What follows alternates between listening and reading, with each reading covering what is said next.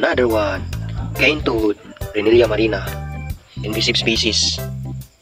Bye bye. Cane toad number 3, the third one, cane toad. Alright. Bye bye.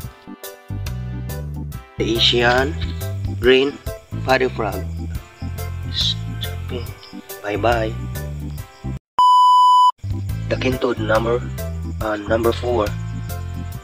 This is the invasive species. Invasive species po ang guys, ang cane toad or with scientific name Renilia marina. So natawag sila na Renilia marina because ang kanilang another common name is marine toad or giant or tropical toad.